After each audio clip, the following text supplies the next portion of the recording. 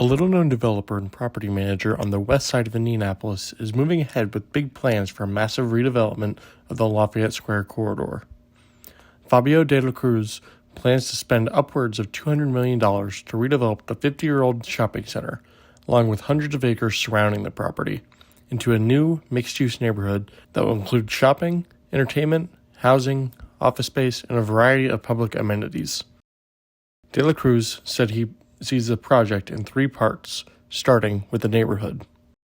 The neighborhood, it cannot have better things going for it. The location is amazing because you're close to Eagle Creek, you're close to downtown, you're close to the airport, even you have the Indianapolis Speedway.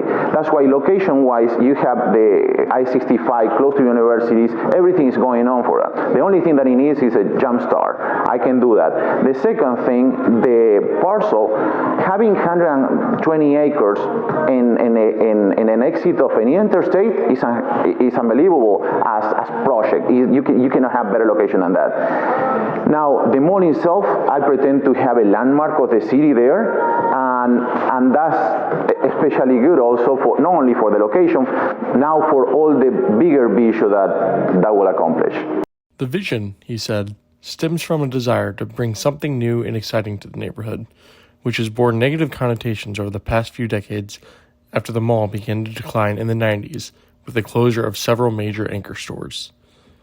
Now, he said he's hopeful the effort will create a new landmark for the city.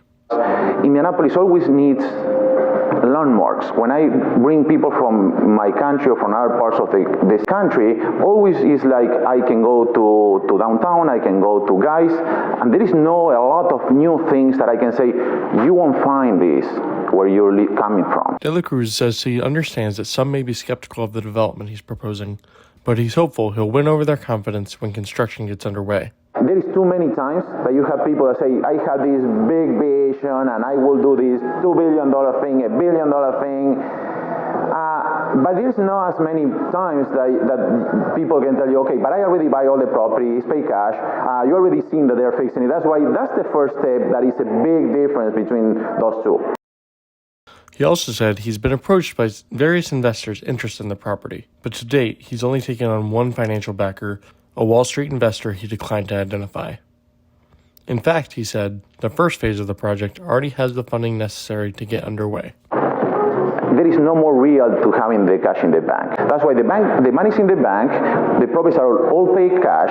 That's why there is no reason why it's not going to happen. We have the cash, I have 100% taking all the decisions, that's going to happen. In reality, he's actually hoping for some tax dollars to support the project, with the idea that public investment could propel the project further. And basically, they're waiting for my ask. The problem is that I have right now is that the project becomes as big that it's really hard, because one thing is to go to the government and say, I open this restaurant, I'm going to generate these jobs, can you give me this incentive? Another thing is, I will transform the whole neighborhood, including police, can you help me with what? Okay, you have to have those numbers. I have several attorneys working on that, and still they don't have all the numbers together, and actually we're waiting to finalize the architect's plans to be sure that we have a question to ask.